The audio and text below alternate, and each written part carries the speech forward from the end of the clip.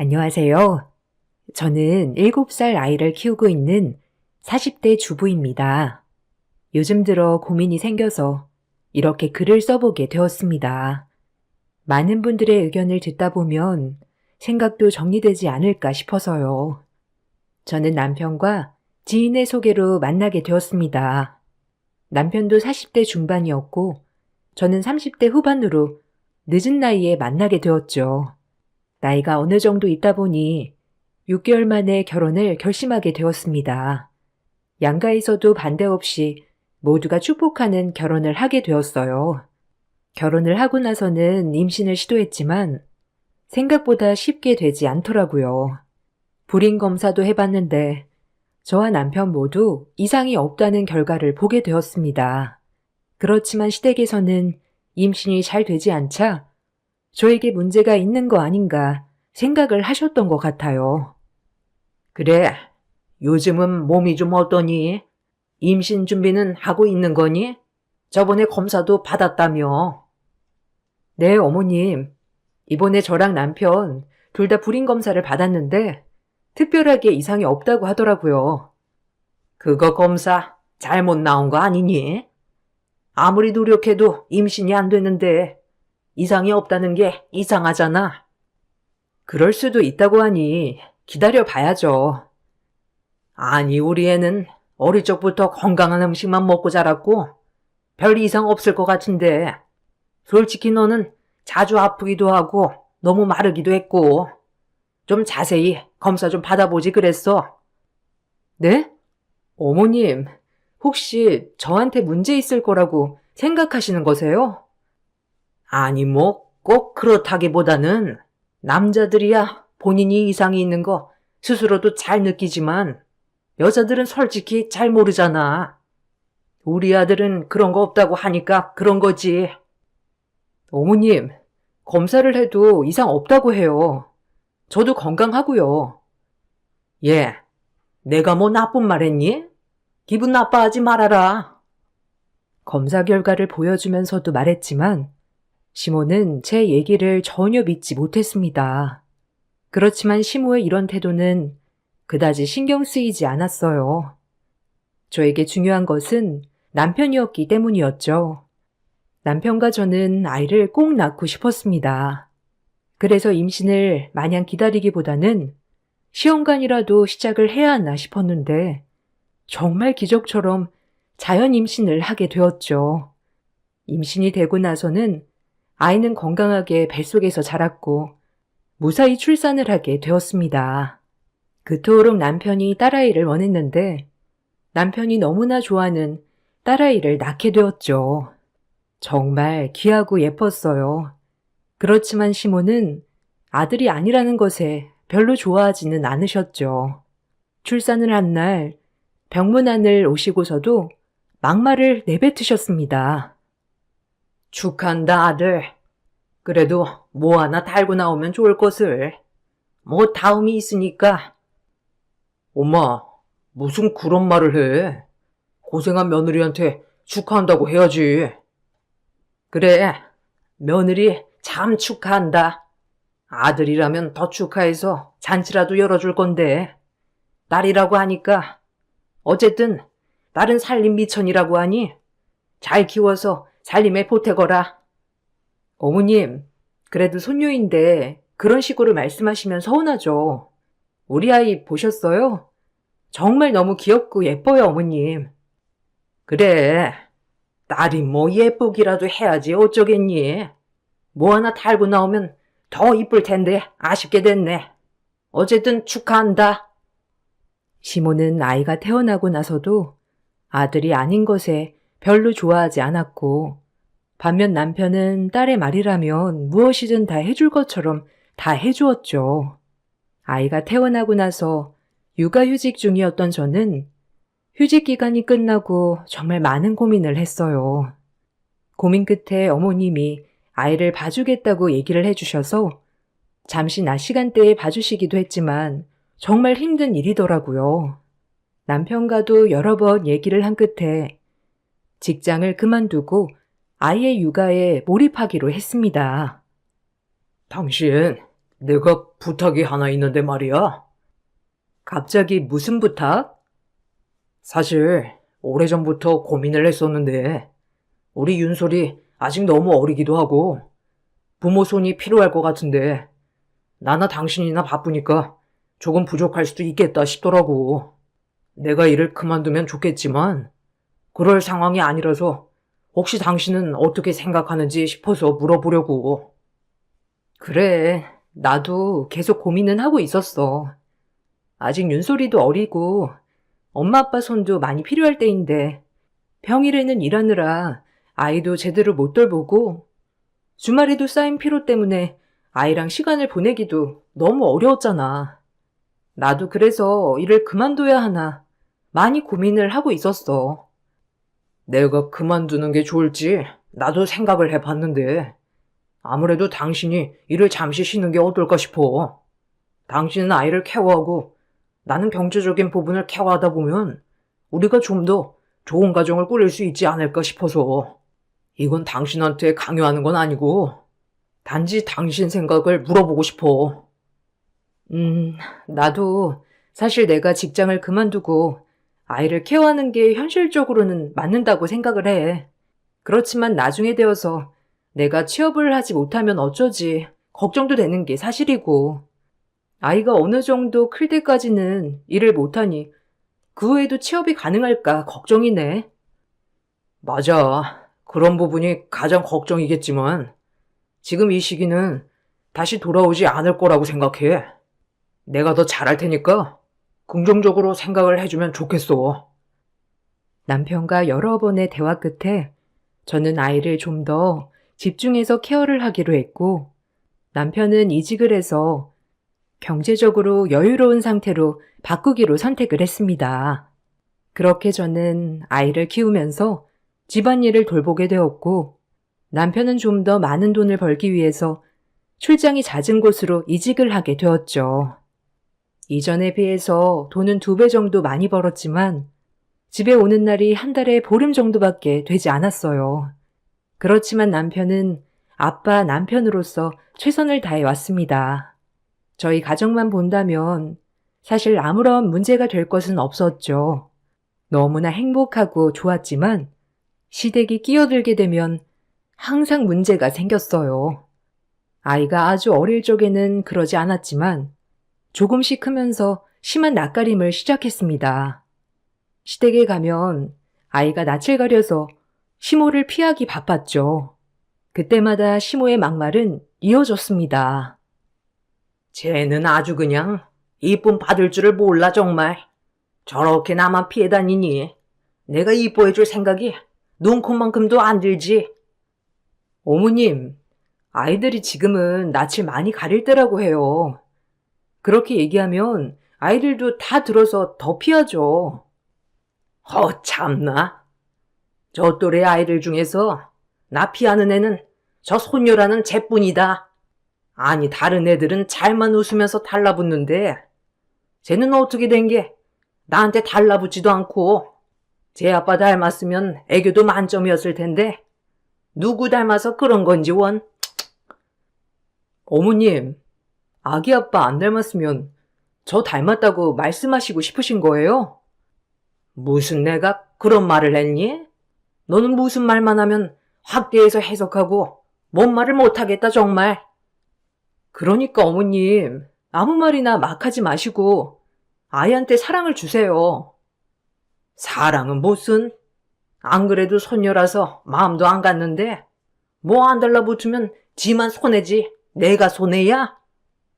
시모는 손녀가 태어났던 것부터 마음에 들지 않았는데 아이가 낯을 가리고 나서부터는 여자애가 애교가 없다면서 막말을 했죠. 그런 말을 들으면서 저는 시댁에 자주 찾아뵐 이유가 없다고 생각을 했어요. 그래서 남편에게 이야기를 하고 시댁에 찾아뵈는 걸 줄이겠다고 하니 남편이 시어머니께 뭐라고 한 모양이더라고요. 그날 이후로는 남편이 없을 때마다 집으로 찾아와서 막말을 일삼곤 하셨죠.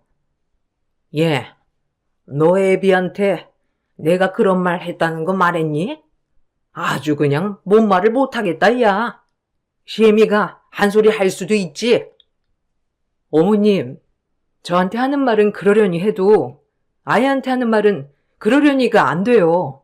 어머님도 마찬가지시잖아요. 아니, 내가 없는 말 한 것도 아니고 얘가 달라붙지 않았다는 말 한 게 뭐가 어때서 그러니? 네가 너무 감싸 안고 그러니까 애가 자기가 뭘 잘못했는지도 모르지.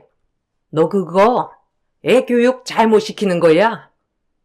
제 자식 교육은 제가 알아서 할게요. 이런 말씀 하실 거면 굳이 찾아오지 않으셔도 되잖아요. 무슨 말? 난 기분 나쁜 말 하나도 안 했는데 왜 그러니? 너 너무 예민한 거 아니니? 어쨌든 애비가 우리 집에 안 보내겠다고 하니까 내가 와야지 어쩌겠어. 시모는 남편이 없을 때면 저희 집으로 종종 오셨습니다. 오시고서는 속을 긁어대는 소리도 하셨죠. 매번 오시는 어머님께 저도 하고 싶은 말을 계속하니 점점 오시는 일이 줄어들더라고요. 근거리에 사시는 것도 아니라서 오시기도 힘드셨을 거고 저도 점점 줄어드니 별 생각 없이 넘어가게 되었습니다. 아이는 별 탈 없이 건강하게 자랐습니다. 또래 아이들과 비교를 했을 때에도 키도 크고 밥도 잘 먹고 잠도 잘 자는 아이였어요. 칭얼거리는 것도 거의 없었고 밤에도 쭉 통잠을 잤습니다. 100일 이후로는 거의 저녁잠을 쭉 잤던 것 같아요. 그렇게 누구보다 효녀였던 우리 아이에게 한 가지 걸리는 것이 있었는데 바로 언어였습니다. 아이는 5살이 될 때까지도 말이 트이지 않았어요. 혹시나 저랑만 있어서 그런 게 아닐까 싶어서 5살이 되면서 바로 어린이집에 보냈지만 어린이집에서도 아이는 말을 하지 않았습니다. 상담을 받았을 때에도 별다른 문제가 없다는 이야기만 들었을 뿐이었어요. 혹시 우리 윤솔이 어린이집에서는 별다른 문제가 없나요? 아이가 집에서도 크게 신경 쓰이는 부분은 없지만 아직 말이 안 트여서 너무 걱정이거든요. 혹시라도 다른 아이들이랑 생활하면 말이 트일까 싶어서 보낸 건데 괜찮나요? 아, 저희도 윤솔이 정말 잘 지켜보고 있습니다. 그런데 또래 아이들이랑은 별다른 말을 하지 않고서도 잘 지내고 트러블도 지금까지 한 번도 없었어요. 말은 하지 않지만 양보도 하고 아이들이랑 놀이도 하고 서로 잘 지내는 것 같더라고요. 애들도 처음에는 윤솔이가 말을 하지 않는 것을 여러 번 얘기했지만 지금은 별로 크게 생각하지 않는 듯 하고요. 저희도 윤솔이가 말을 정말 하지 않는가 생각을 하지 못할 정도로 정말 순하고 착한 아이예요. 아, 그렇군요. 집에서도 크게 말썽을 피우는 것도 아닌데 혹시나 말로 할 수 있는 표현이 안 되니 무언가 표출하는 게 있을까 싶어서 선생님께 여쭤보게 되었어요. 네, 어머님 말씀 어떤 말씀이신지 알겠어요. 원에서는 또래 친구들과의 관계, 저희와의 관계에서 트러블은 전혀 나타나지 않고 있어요.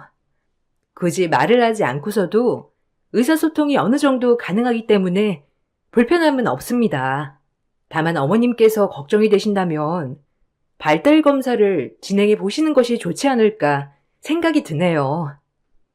사실 저희 남편도 어릴 적에 5살 때 말이 트였다고 해서 그럴 수도 있겠다 생각은 했었어요. 그렇지만 5살이 지나면서 아이가 말을 할 기미가 보이지 않으니 발달 검사를 진행해 보는 것이 좋겠다 판단이 들었습니다. 검사를 진행한 결과 언어 지연이 심한 상태였죠. 엄마, 아빠라는 단어는 이야기를 하지만 다른 단어에 대해서는 전혀 발화가 되지 않았기 때문에 정말 고민이 많았어요. 다행히 다른 발달 상태에서는 이상이 발견되지 않은 상황이었습니다. 청각도 모두 정상이었죠. 저는 혹여나 나이 탓이 아닐까 정말 많은 자책을 했어요. 그런 저에게 힘이 되어주었던 것은 남편이었습니다. 내가 윤솔이 임신했을 때 뭔가 잘못 먹어서 그런 건 아닐까?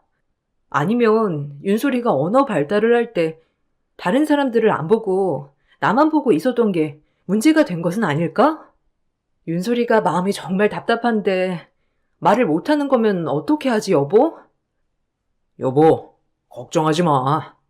윤솔이 나랑 눈도 잘 마주치고 화장실 가고 싶다거나 물을 마시고 싶으면 말은 안 하더라도 다 표현해. 그리고 내가 어떤 말을 하던지 윤솔이는 다 알아듣고 있어. 이건 윤솔이가 아직 말할 타이밍이 아닌 것 같아. 그러니까 당신 탓도 아니고 누구 탓도 아니야. 우리 윤솔이가 스스로 말을 할 수 있을 때까지 기다려보자. 아니, 윤솔이가 말을 하지 못한다고 하더라도 사실 나는 괜찮아. 우리 윤솔이 누구보다 잘 키울 자신 있어. 그러니 당신도 윤솔이 믿어줘. 정말 말을 할 날이 올까? 난 너무 걱정되고 어떻게 해야 할지 모르겠어. 검사도 다 받아봤잖아. 구강구조상 문제도 아무것도 없고 성욕도 정상이고 다른 인지도 다 괜찮다고 하니 기다려봐도 좋을 것 같아.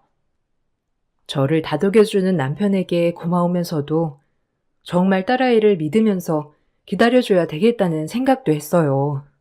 남편 역시 5살이 되어서 말이 튀었기 때문에 윤소리에게도 조금 늦은 타이밍에 말문이 열릴 거라 생각이 들었죠. 아이의 언어 지연이 판명되면서 저는 아이와 정말 많은 사람들을 만나기 위해 노력했습니다. 다른 사람들의 말을 많이 접하면 아이도 자신의 생각을 말로써 표현할 수 있을 거라 생각했기 때문이었어요. 거기다가 남편도 직장을 이직해서 딸과 함께 할 시간을 좀 더 만들었습니다. 이전보다 월급은 줄었어도 아이와 시간을 보내기 위해서 많은 노력을 했어요. 그렇지만 저희의 노력과는 반대로 아이의 언어는 7살이 되어서까지도 트이지 않았습니다. 간단한 단어만 이야기를 했을 뿐 또래 아이들처럼 이야기를 하지는 못했어요. 그렇지만 조금씩 말하는 단어들이 늘어나고 있었기 때문에 희망의 끈을 놓지 않은 상황이었습니다. 주변 사람들은 저를 응원해주고 아이에게 아무렇지 않게 대해주었습니다.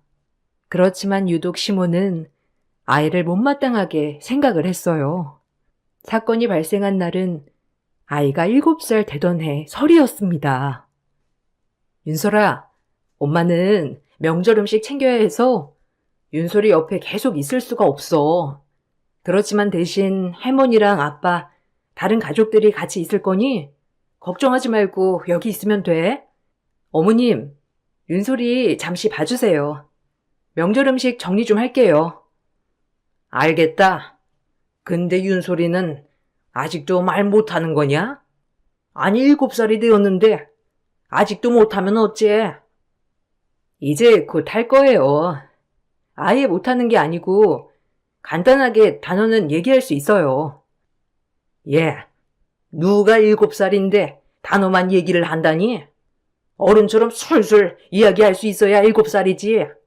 아휴, 내가 참 답답하다.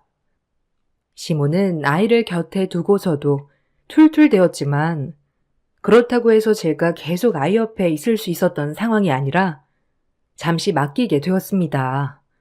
음식을 준비하던 중에 잠시 둘러보니 아이는 조용히 앉아서 놀고 있더라고요.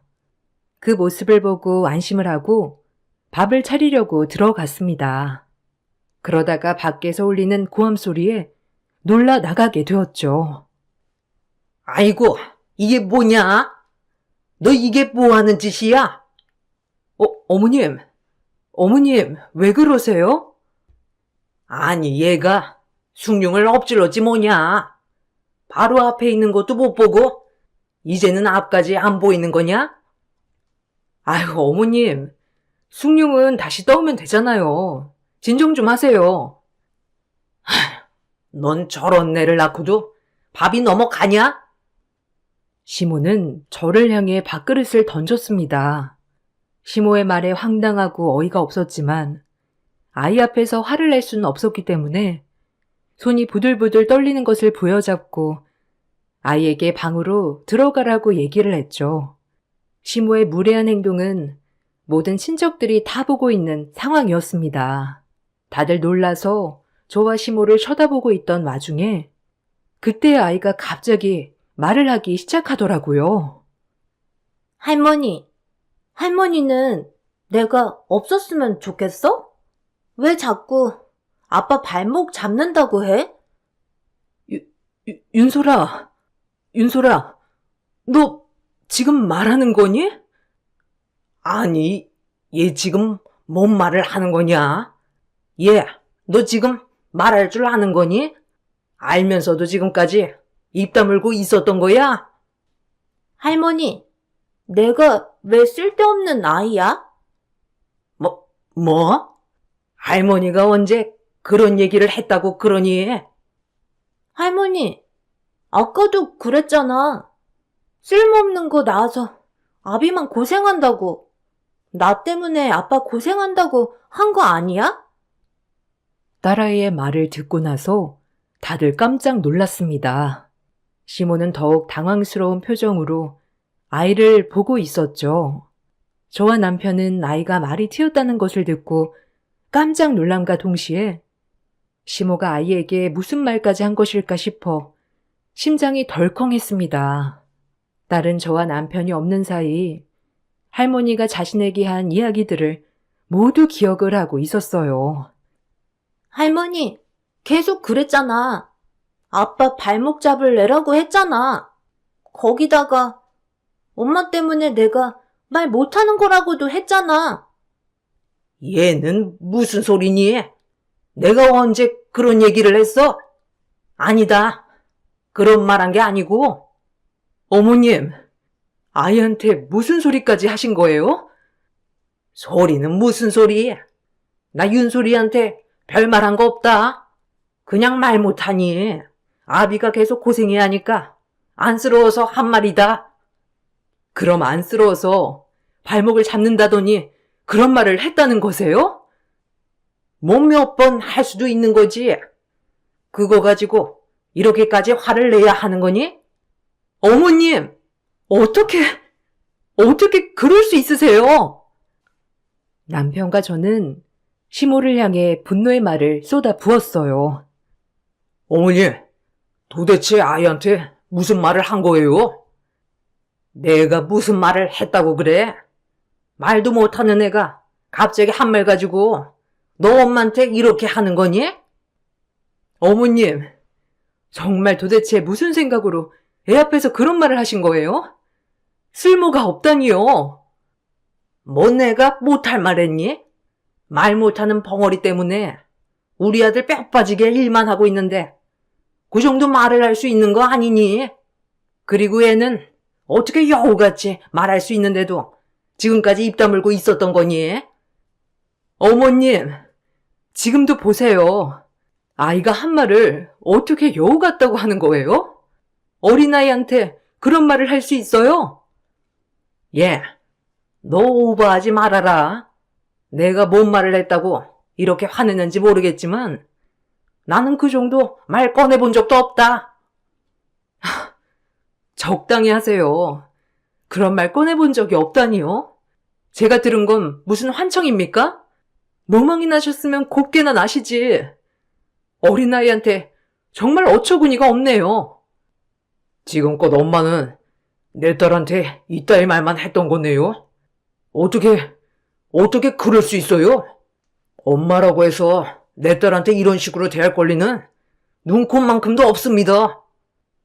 남편은 시모의 태도에 분노를 하고 밥상을 다 엎어버렸습니다. 남편과 저는 화가 난 상태로 다시 집으로 돌아오게 되었습니다. 아이는 그날 이후로 완전히 말이 트여서 정말 어른처럼 저희와 얘기를 할 정도로 발전했습니다. 이후에 상담을 받아보니 아이의 성향상 언어가 조금 늦을 수 있었다고 얘기를 하시더라고요. 윤소리가 특이 케이스긴 했어요. 다른 부분은 문제가 없었는데 오로지 언어가 지연된 상황이라 사실 저희도 고민이 많았어요. 그런데 윤소리 행동 특징을 보게 되면 정말 신중하고 조심스럽더라고요. 아마 그런 부분들이 언어에 작용을 해서 말을 하는 것이 조심스럽고 어려웠을 거라 생각을 합니다. 그렇지만 지금 말이 트였다고 해서 그냥 두기보다는 아이가 스트레스 받았던 부분에 대해서는 심리 상담을 받아보시는 것을 권해드려요. 네, 갑자기 이렇게 말이 트이는 경우도 있나요? 흔한 경우는 아니지만 종종 있습니다. 다른 부분에 문제가 없을 경우에는 이렇게 트이기도 하죠. 윤솔이랑 이야기를 나눠보니 할머니 얘기를 많이 하더라고요. 할머니랑 무슨 일이 있었나요? 아, 일이 있었던 건 아니지만 아이가 많이 스트레스를 받은 것 같아요. 아, 그렇군요. 저희가 상담을 할 때도 아이가 할머니에 대해서는 유독 적대적으로 얘기를 하더라고요. 이 부분에 대해서는 아이랑 잘 얘기를 나누시고 심리 상담도 진행해 보시는 것이 좋을 것 같습니다. 상담을 받아본 결과 아이의 성향이 워낙 조심스럽고 신중한 편이라 말을 하는 것이 또래에 비해서 많이 늦어졌을 것이라고 얘기를 해 주셨습니다. 그리고 심리 상담도 권해 주셨죠. 아이는 이미 오래전부터 할머니에게서 들었던 얘기들을 모두 기억하고 있을 가능성이 높다고 말을 해 주셨습니다. 저와 남편 모두 어린 나이라 기억을 못할 거라 생각을 했는데 아이는 그게 아니라 다 기억을 하고 있었죠. 저와 남편은 시댁과의 연을 끊기로 했습니다. 당신은 어떻게 생각할지 모르겠지만 나는 더 이상 시댁과 더 연을 지속하고 싶지 않아. 특히 윤소리는 더더욱 안 보여주었으면 좋겠어. 서운하게 생각할 수 있지만 나는 이게 최선이라고 생각해. 당신 말이 맞아. 나도 가족이라서 더 냉정하게 대하지 못했어. 엄마가 그런 말까지 했을 줄이야 생각도 못했네. 윤소리가 그 얘기를 하는 걸 보니 정말 많이 반성하게 되더라. 당신은 시댁 식구들이랑 교류해도 난 상관하지 않을게. 그렇지만 나랑 윤소리는 그 관계에서 빼줘. 그래, 당신 뜻대로 할 테니 걱정하지 마. 남편은 그날 사건 이후로 다시는 시댁 식구들, 특히 시모와 마주치지 않게 해주겠다며 얘기를 했습니다. 남편은 시댁으로 찾아가 더 이상 저와 윤소리는 이 집 사람이 아니라는 것을 말한 모양이더라고요. 시모는 그 사실을 알고 나서 집으로 무작정 찾아왔습니다. 얘, 너 정말 뭐 하는 짓이니? 장애야 키우더니 정신머리도 장애가 생긴 거냐? 어디서 버르장머리 없이 시댁과 연을 끊는다는 말을 해? 네가 제정신이야? 늦게까지 시집 못 간 노처녀 걷어주었더니 이런 식으로 배신을 해? 어머님, 말씀이 지나치시네요. 저희 아이 장애야 아닙니다. 그리고 어머님이 먼저 연을 끊게 하셨다는 건 전혀 생각하지 않으시네요. 참나, 내가 뭘 했다고? 오히려 너네가 나한테 고마워해야 하는 거 아니니? 말 한마디도 못하는 애를 내가 말할 수 있도록 해줬잖아. 그러면 어머님 감사합니다 하고 감사해야 하는 거 아니니? 너네야말로 이런 건 전혀 생각하지 않는구나. 적반하장률 유분수지. 어디다 대고 배은망덕을 노네? 그래, 네가 이러니 애가 말을 못하겠지. 솔직히 7살까지 말을 못하는 장애아이를 나처럼 손녀라고 품어준 할머니가 있을 것 같니? 세상 천지에 찾아봐라. 나처럼 잘하는 할머니 있는가? 당신이 언제까지 그렇게 말도 거동도 생각도 제대로 할 수 있을 것 같아? 곧 있으면 당신 치매 오거나 거동도 힘들거나 그럴 텐데 그때도 당신 그 말 똑바로 할 수 있나 보겠어. 당신 주변에 누구 하나 돌봐줄 것 같아? 이렇게 남 무시하면서 산 사람인데 어디 한번 죽을 때까지 혼자서 잘 살아봐. 근데 혼자서 이런 건 또 겁나서 이렇게 연 끊는 거 무서워서 불이 났게 달려온 거 아니야? 뚫린 입이라고 아무 말이나 내뱉을 거면 찾아오지 마. 이봐. 장애야 키우더니 정신이 어떻게 됐네. 당신이라고? 아주 미쳤구먼. 미쳤다고? 정신감정 당신이나 받아봐. 그 아까운 아들이 당신이랑 한시도 같은 자리에 있고 싶지 않다고 하는데 이 정도면 우리가 아니라 당신이 정신감정 받아봐야 하는 거 아닌가? 다시는 이 집에 발들일 생각도 하지 말고 찾아오지도 마. 저는 시모의 말에 분노하여 시모를 밖으로 내쫓았습니다. 시모는 저의 말에 분노하며 집으로 돌아갔습니다. 소문으로 들은 바로는 돌아가서 바로 몸져 누웠다고 하더라고요. 거기다가 동네방네 며느리가 아들과 자기 사이를 갈라놓았다며 장애아를 키우더니 정신줄을 놓았다고 말하고 다녔습니다. 그렇지만 이미 많은 사람들이 모여있는 자리에서 시어머니의 횡포가 드러났기 때문에 동네 사람들은 시모의 집 근처도 가지 않았죠. 아이는 그 후로 꾸준히 심리치료를 받았습니다. 거기다가 시댁 식구들도 이제는 모두 시모를 찾지 않았죠. 오히려 저에게 미안하다고 얘기를 해왔습니다. 특히나 남편은 시모의 이런 행동을 제대로 막아주지 못했다는 것에 크게 미안해했어요. 당신 그동안 엄마에게 어떤 말까지 들어온 거야. 이번에 듣고 나도 깜짝 놀랐어. 거기다가 윤소리는 어머니한테 정말 상처가 클 것 같아. 이 지경까지 아무런 일도 안 했던 내가 너무 미안해. 괜찮아. 알면서도 모른 척 했던 일도 아니고 나도 윤소리가 얘기하는 거에 많이 놀랐어. 어머님이 윤소리한테 정말 많은 상처를 준 것 같더라고. 나도 윤소리 지키지 못했으니 미안해. 엄마가 중간중간 찾아오더라도 절대 연락 받아주지 마. 난 평생 당신과 윤소리 어머니께 안 보여주기로 결심했어. 그리고 엄마한테도 이제 며느리며 손녀며 아무것도 없다고 생각하라고 했고. 남편은 저에게 더 이상 시어머니와의 교류는 없을 것이라 얘기를 했습니다. 아이는 심리치료를 받으면서 전보다 마음이 많이 안정적으로 변하기 시작했어요. 아이를 볼 때마다 진작에 시모와 연을 끊었으면 좋았을 걸 미안한 마음도 들었죠. 그러던 중 최근 들어 시모에게서 계속해 연락이 오고 있습니다. 집으로 음식들이며 아이 선물이며 보내오기 시작하셨죠. 다시 반송을 했지만 주기적으로 오는 물건들에 어떻게 해야 하나 고민하던 중 시모에게서 전화도 왔었습니다. 얘야, 내가 정말 잘못했다. 내가 무슨 생각이었는지 그때 그런 말을 하지 말았어야 하는 건데 미안하다. 윤솔이 우리 손녀 정말 너무 보고 싶구나. 한 번만 우리 집에 와주면 안 되겠니? 윤솔이요? 윤솔이가 어떻게 당신 손녀예요? 당신한텐 며느리도 손녀도 없습니다.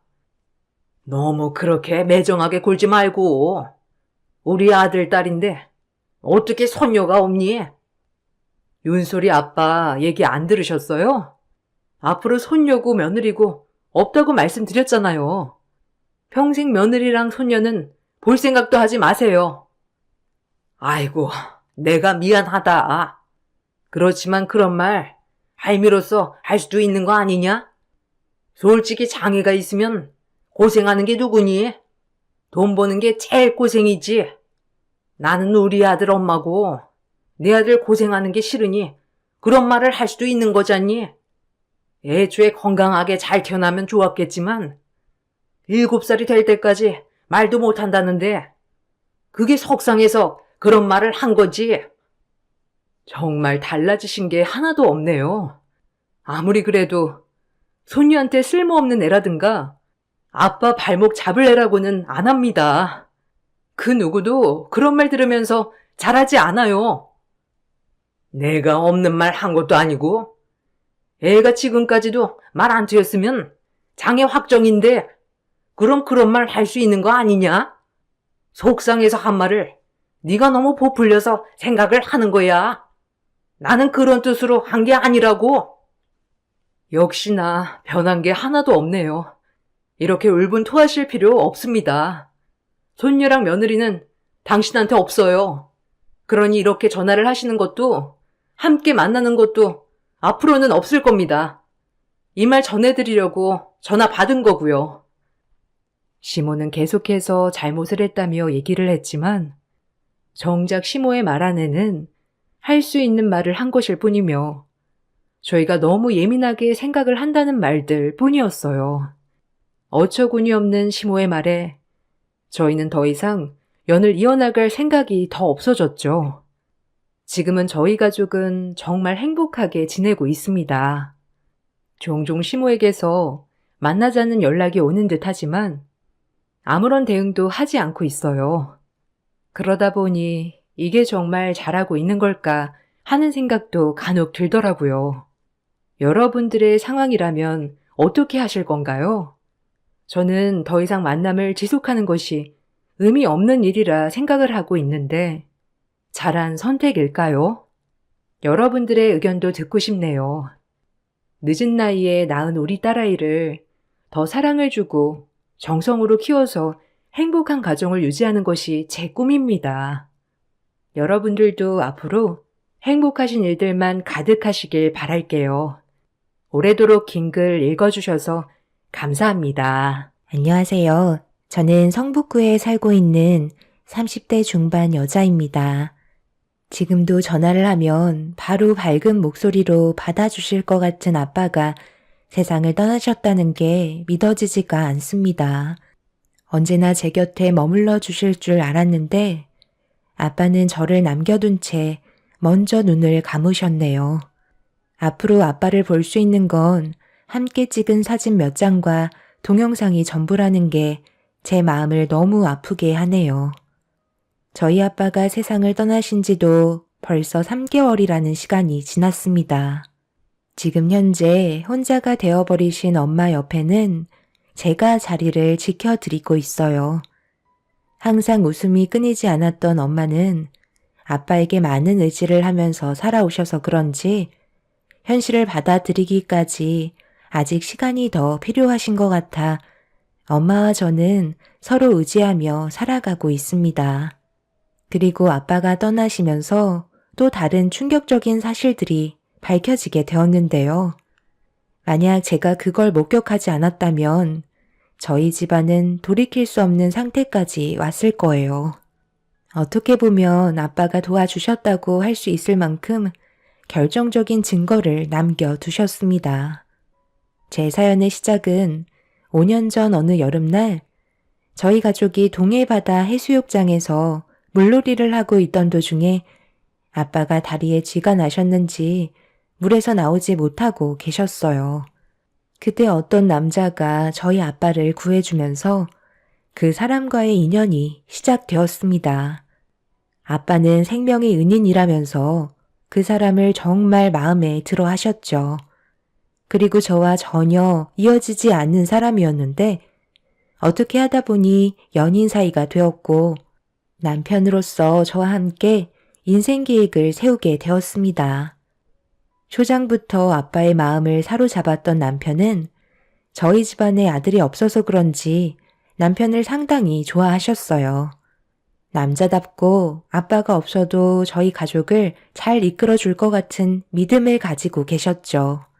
저도 남편의 듬직한 모습이 정말 마음에 들었습니다. 더군다나 남편은 아빠를 위기에서 구해줬기 때문에 그 점이 많은 작용을 하게 되었죠. 그렇다고 그거 하나 보고 남편을 판단한 건 아니었어요. 인성 또한 좋았고 어른에 대한 예의도 갖췄으며 대기업에서까지 근무를 하고 있었기 때문에 남편에 대한 호감도가 상승했던 거였습니다. 서로가 만들어질 수 없는 인연이었기 때문에 저희 가족 모두 남편을 특별한 존재로 생각하고 있었어요. 저희 집안에 꼭 필요한 사람으로 인식을 하고 있었죠. 그렇게 좋은 관계를 유지하는 동안 남편에 대해 실망했던 적이 단 한 번도 없을 만큼 잘 지내오고 있었는데 불행은 평화로울 때 오는 거라고 어느 날 아빠의 행동에 이상한 점들이 조금씩 눈에 들어왔고 아빠도 몸에 문제가 생겼다는 걸 인지하셨는지 병원에서 검사를 받아봐야 할 것 같다고 하시길래 저희 가족 모두 아빠의 건강 상태를 확인하기 위해서 병원으로 향하게 되었죠. 그리고 검사를 받아본 결과 충격적이게도 아빠는 치매 초기 증상을 겪고 있으셨어요.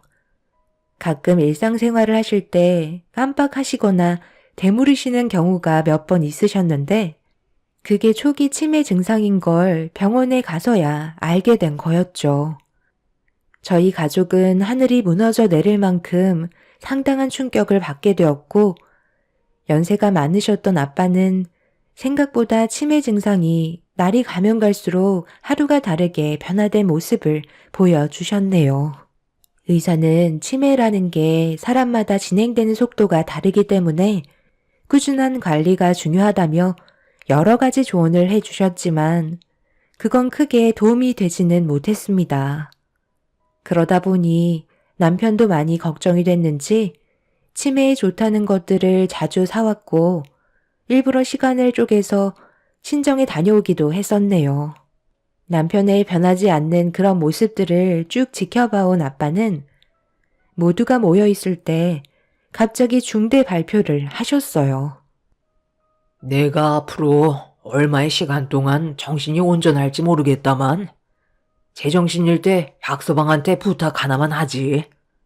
앞으로 내 딸과 자네 장모를 잘 부탁하네. 그래도 자네가 그동안 나한테 듬직한 모습을 보여줘서 내 가족을 믿고 맡길 수 있다는 거에 너무 마음이 놓이고 아들 같아서 앞으로 나 대신 내가 가진 재산을 대신 관리해 줄 수 있겠나? 이런 건 남자가 관리를 해야 집안을 잘 이끌어갈 수가 있거든. 이번에 평생 부동산 일을 하면서 제대로 된 건물 하나 만들어 보자고 정말 많은 시간을 쏟아부었고 그 결과 125억짜리 건물 하나 가질 수 있게 되었지만 내 몸이 지금 이 상태인데 그 건물이 있어봤자 뭐하겠어? 자네는 일단 대기업을 나왔고 경제적으로도 눈이 뜨였기 때문에 우리 가족을 잘 부양해 줄 거라 생각했거든. 단순히 결정한 문제도 아니고 정말 신중하게 고민한 거기 때문에 받아줬으면 좋겠네. 자네는 어떻게 생각하나? 내가 가진 재산을 가지고 우리 가족의 부양을 책임져 줄 수 있겠나? 나는 어차피 가족들에게 피해를 주고 싶지도 않고 요양원에 들어갈 거라 크게 걱정하지 않아도 될 것 같네. 자네는 나한테 그냥 사위가 아니라 생명의 은인이자 친아들로 생각하기 때문에 자네를 믿고 맡기려 하는 거니 우리 가족들을 잘 좀 부탁하네. 장인어른, 저는 그 건물을 받을 만큼 마음의 준비가 되어 있지 않습니다. 그리고 그 재산은 당연히 장모님께 돌아가야죠. 그게 맞는 겁니다. 장인어른 옆을 평생 지켜주신 분은 장모님이신데 고작 제가 이 사람과 결혼한 지 얼마나 됐다고 그 큰 금액의 재산을 혼자서 가져간다는 건 도둑이나 마찬가지인 거죠. 저를 그렇게 믿어주셨다는 것만도 저는 감사하게 생각합니다. 당신은 어떻게 생각해? 내가 사이한테 건물을 넘겨도 될 것 같아? 불만이 있으면 지금 말해줬으면 좋겠는데. 내 입장에서는 솔직히 좀 당황스럽긴 하지. 아무래도 나한테 그동안 단 한 번도 당신의 고민을 털어놓은 적은 없었잖아. 지금 그 건물을 박서방한테 넘기겠다는 것도 우리는 전혀 알지 못하고 있었는데? 준비가 되어 있지 않았는데 무슨 말을 할 수가 있겠어? 아무래도 돈 문제가 예민한 거기 때문에 지금 당장 결정할 수 있는 문제가 아니지. 나중에 다시 얘기해요. 오늘은 단순 식사 자리인 줄 알았는데 갑자기 이런 대화가 오고 가서 좀 당황스러우니까 이쯤에서 정리하고 너도 다음날 일찍 출근해야 하니까 박서방이랑 어서 들어가야지. 조금 있다가 다시 엄마가 전화할게. 엄마의 안색은 어두웠고 아빠에게 상당히 서운해하는 것 같아 보였습니다. 아무래도 조금도 의논하지 않고 아빠 혼자 결정한 문제이기 때문에 엄마는 예민하게 반응을 하신 것 같아 보였죠.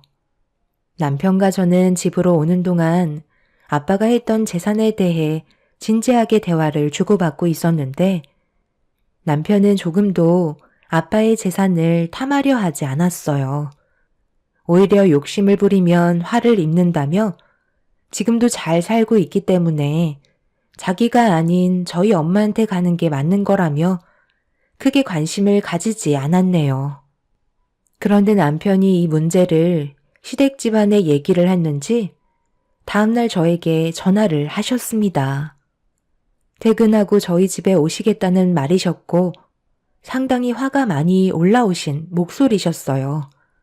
그렇게 퇴근 후 집에 도착하니 남편과 시부모님께서 먼저 집에 들어와 계셨고 시모가 빨리 오라며 조급해 하셨네요.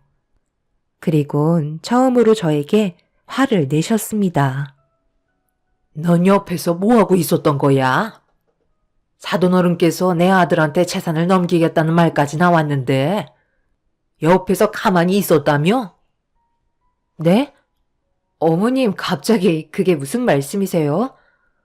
제가 옆에서 저희 아빠가 가지고 계신 재산을 당연하게 받을 수는 없는 거잖아요. 형식적으로 이 사람이 아닌 저희 엄마한테 돌아가는 게 맞는 거라고요. 그리고 아직 저희 아빠 멀쩡하세요. 지금 당장 넘겨주시겠다는 게 아니라 혼자서 생각을 하고 계신 것뿐이지 아직 결정된 건 아무것도 없었어요. 저희 엄마와 의논부터 하시고 저희와 다시 대화 나누기로 약속을 잡으셨기 때문에 벌써부터 재산 가지고 민감하게 반응하실 필요는 없으세요.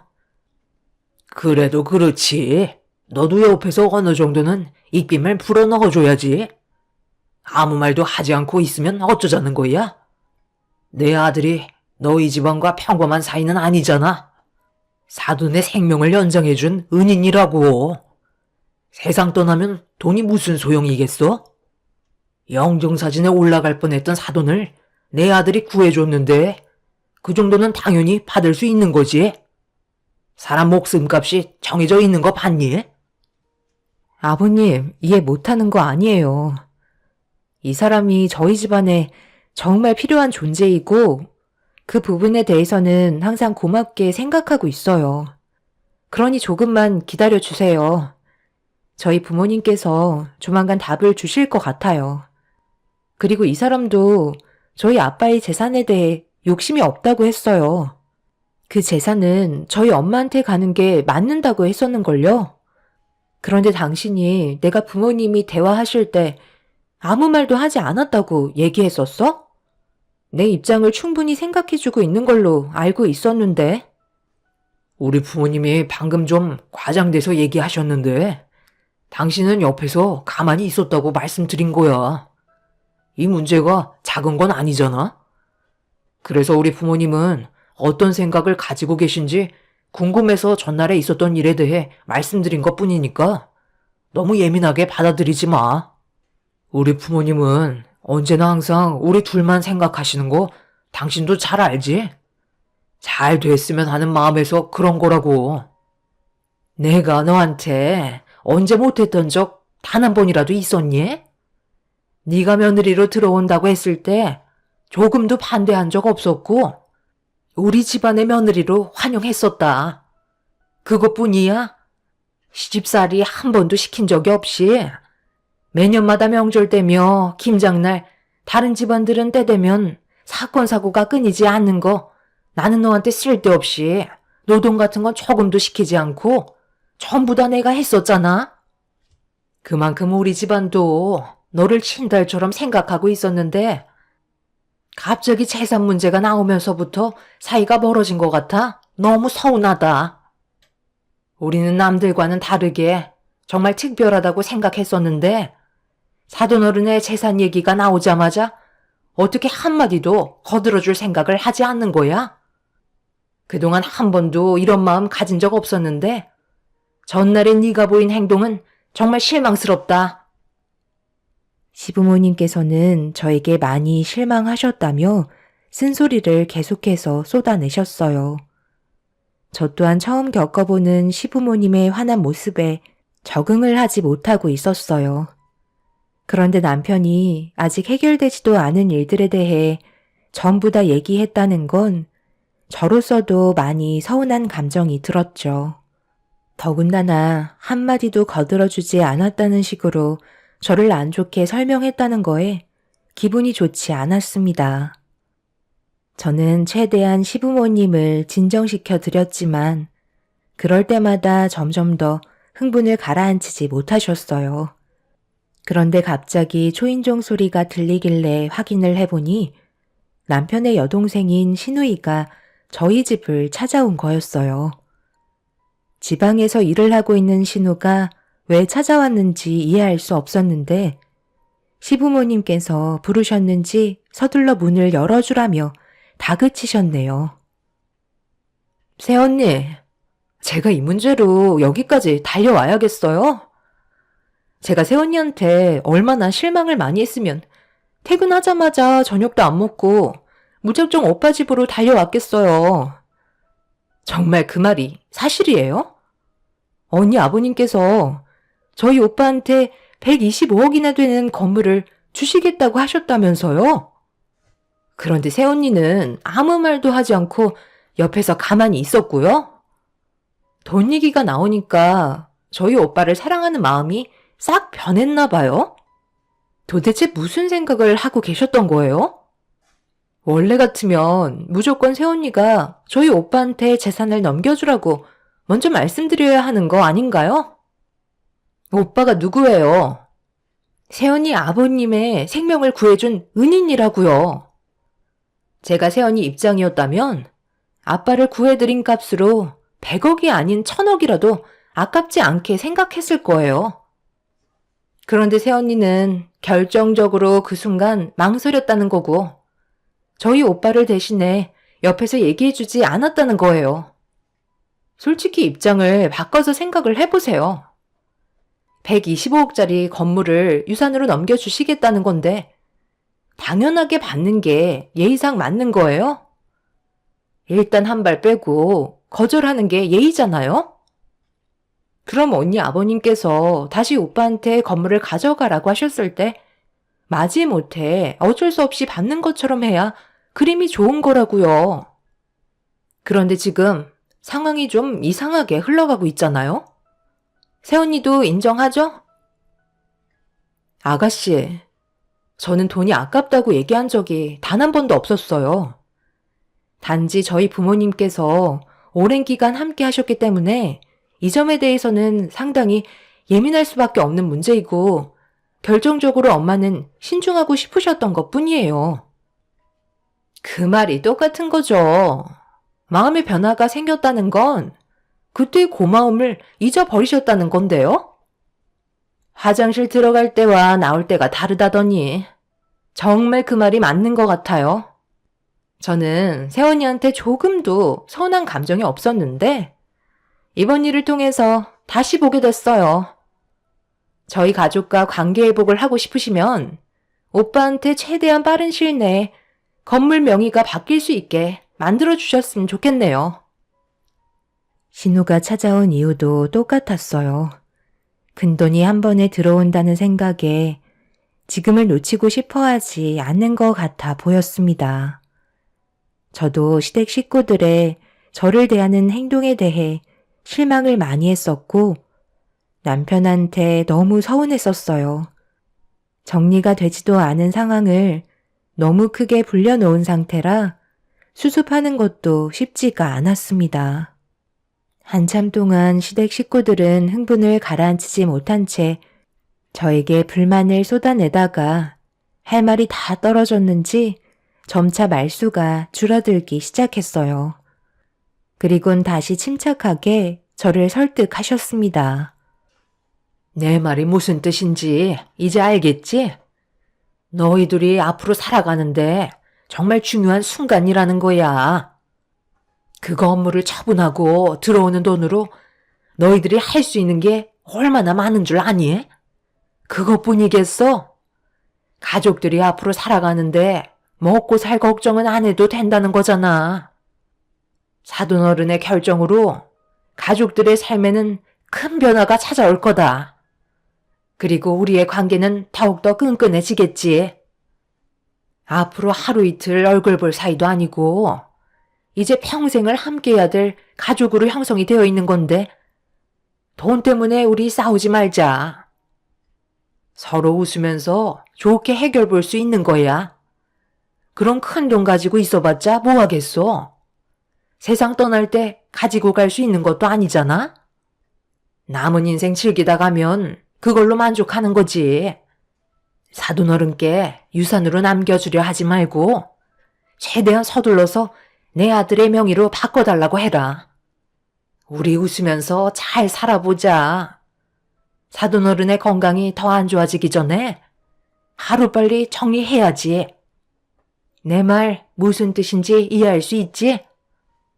딸이 얘기하는데 안 들어줄 부모가 어디 있겠어? 어머님께서 하신 말씀 충분히 이해했어요. 하지만 아직까지 저한테 그렇다 할 얘기를 해준 건 아직 없으세요. 어머님께서도 저희 아빠가 지금 현재 어떤 상태이신지 잘 알고 계시잖아요. 그래서 저도 지금 많이 당황스러워서 어떻게 해야 할지 많은 고민을 하고 있는 중이에요. 일단 조만간 부모님 얼굴 뵈러 가야 할 것 같으니까 그때 다녀오고 나서 다시 소식을 전해드릴게요. 그리고 제 입장도 조금은 이해해 주세요. 저희 부모님께서 결정하실 문제잖아요. 시댁 식구들은 저를 좋게 타일러서 최대한 하루빨리 아빠의 재산을 남편에게 넘겨줄 수 있게 만들어주길 원하셨습니다. 남편이 시댁 집안의 돈 얘기를 꺼내자마자 이렇게까지 돌변할 거라곤 정말 상상도 못했습니다. 제가 알던 사람들이 아니었어요. 너무 낯설었고 다른 사람을 보는 것 같은 느낌이 들었습니다. 시댁 식구들은 한참 동안 저희 집에 머물다 가신 뒤 남편과 저는 그동안 한 번도 느껴본 적 없었던 냉기가 집안에 가득 퍼지고 있었습니다. 단둘이 남게 되자 남편은 제 눈치를 보면서 안 좋아진 감정을 풀어주려 가까이 다가왔고 조심스럽게 말을 붙였습니다. 결국 남편에게 한마디 하고 말았네요. 내가 이상한 거야? 지금 이게 맞는 거냐고. 전날에 있었던 일이었고 결정된 건 하나도 없는 문제를 가지고 일을 크게 만들어버리면 어떡해? 당신이 이런 식으로 나오면 내가 얼마나 서운한지 알아? 도대체 왜 시부모님께 얘기한 거야? 나도 장인어른께서 그런 말을 하셔서 많이 당황했었어. 그런데 만약 정말 나한테 건물이 넘어온다면 어떻게 해야 할지 고민이 되니까 우리 부모님의 의견을 들어보고 싶어서 전날에 있었던 상황에 대해 잠깐 설명을 드린 것뿐이었는데 나도 일이 이렇게까지 커질 줄은 몰랐지. 그런데 내 말이 틀린 건 아니었잖아. 당신은 그때 아무 말도 하지 않고 있었잖아. 솔직히 나는 그때 좀 서운하긴 했었어. 그렇다고 내가 당신한테 직접적으로 얘기한 건 하나도 없었잖아. 나도 당신이랑 얼굴 붉히면서 싸우고 싶지 않다고. 일단 장인어른 댁에 이번에 다시 가서 어떤 생각을 가지고 계신지 여쭤보자고. 남편은 저희 아빠의 건물을 꼭 본인의 명의로 소유하고 싶어 하는 눈치였어요.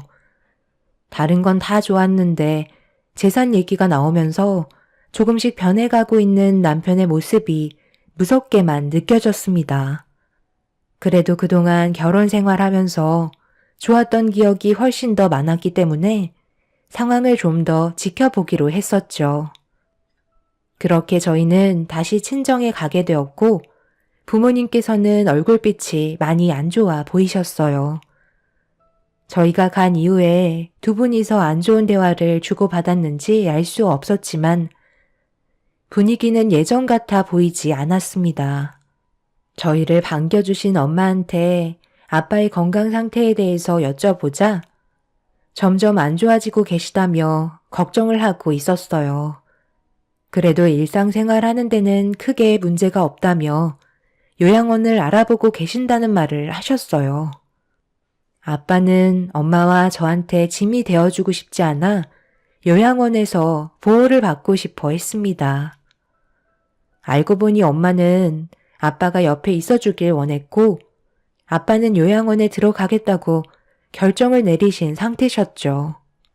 그러다 보니 안 좋은 감정이 표출이 되면서 좋았던 부부 금실에도 금이 가기 시작했습니다. 엄마는 정말 힘들어서 버티지 못할 것 같을 때까지는 아빠를 곁에 두고 싶어 하셨어요. 하지만 아빠는 엄마가 힘들어하는 모습을 보고 싶어 하지 않았습니다. 서로가 진심으로 사랑하고 있어서 이런 의견 차이가 생기는 듯 보였어요. 그런데 남편이 어떤 분위기인지 파악을 하지 못했는지 엄마의 얼굴을 붉히게 만드는 한마디를 꺼내고 말았어요. 제 생각으로는 장인어른께서 요양원으로 들어가시는 게 좋을 것 같은데요. 장모님이 요양원에 출입을 못하는 건 아니잖아요. 그리고 시설 좋은 곳으로 가면 훨씬 더 많은 도움을 받을 수도 있고 앞으로 점점 더 힘들어질 텐데 그럴 때 장모님께서 감당하실 것들이 너무 많기 때문에 제 생각으론 요양원에 들어가는 게 좋을 것 같습니다. 정 아니다 싶을 때 다시 댁으로 돌아오면 되는 거잖아요. 그러니 이 문제에 대해 너무 심각하게 받아들이지 않으셨으면 좋겠어요.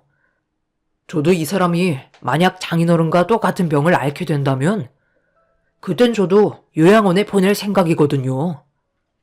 아무리 사랑하는 사이라 해도 내 몸이 힘들면 사랑은 눈앞에서 보이지 않거든요. 관리받을 수 있는 곳에서 생을 마감하는 것도 좋은 방법이고 가족들에게 피해를 주지 않는 결정이라고 할 수 있을 것 같네요. 장모님께서 지금 현재 갑자기 혼자가 되신다는 것 때문에 많이 두려우신 것 같은데요. 시간이 지나면 자연스럽게 적응하게 되어 있어요.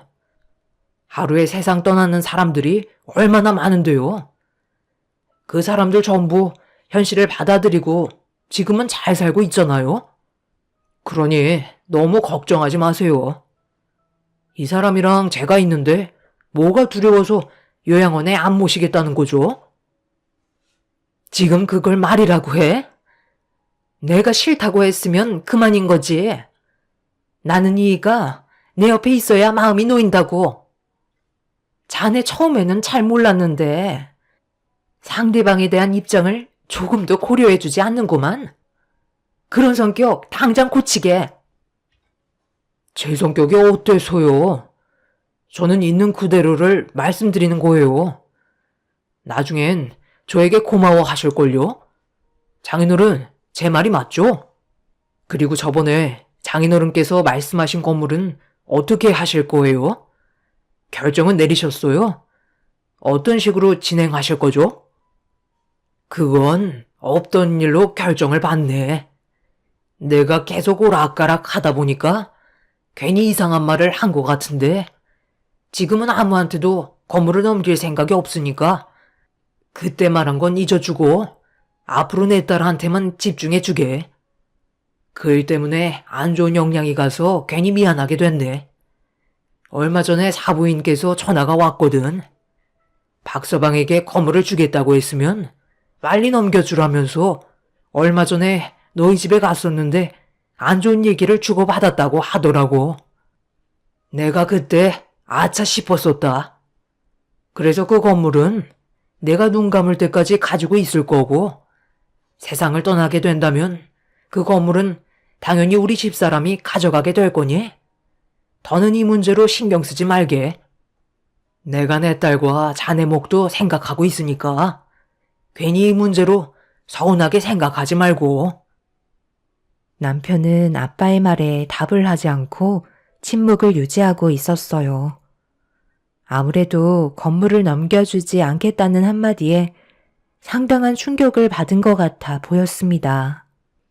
그런데 그게 당연했던 거고 아빠도 엄마와 많은 대화를 주고받으신 것 같았어요. 대화 중간중간에도 아빠의 치매 증상은 오락가락하는 모습을 보이셨지만 요양원에 들어가시겠다는 생각은 변함이 없으셨어요. 아빠의 고집은 엄마와 제가 절대 꺾지 못했고 결국 요양원으로 들어가시기로 결정을 보게 되었습니다. 남편은 상당한 충격을 받았는지 가족들끼리 대화를 주고받는데도 조금의 말도 붙이지 않았고 존재감이 없는 사람처럼 행동하고 있었습니다. 부모님께서는 남편을 일부러 건들지 않았어요. 기대한 만큼 실망을 많이 했기 때문에 혼자만의 시간이 필요해 보였습니다. 그렇게 부모님 집에 잠깐 있다가 저희 집으로 다시 돌아오게 되었고, 그렇게 모든 상황이 마무리가 된 듯 보였죠. 그런데 아빠가 요양원에 들어가신 뒤 저희 집안에 엄청난 변화가 찾아오기 시작했어요.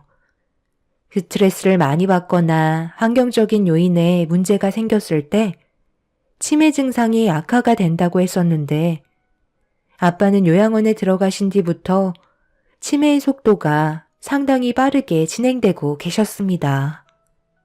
나중에는 엄마를 알아보기 힘드실 정도로 아예 다른 사람의 모습이 되어버린 상태셨어요. 누구는 치매가 서서히 진행이 된다는 사람도 있었는데 아빠는 저희가 생각했던 시간보다 훨씬 더 악화가 되어 계셨습니다. 그런 모습을 지켜보고 있던 저희는 다시 집으로 돌아가야 하나 싶었지만 엄마를 알아볼 수 없는 상태에서 한 공간에 있는 건 위험할 수도 있다며 요양원에선 집에서 모시는 걸 반대했어요. 제가 누군지도 전혀 모르고 계셨습니다. 저희가 할 수 있는 건 아빠를 지켜보는 것 밖에는 없었어요. 그런데 어느 날 남편이 아빠의 손을 잡으면서 무슨 말을 하기 시작했어요.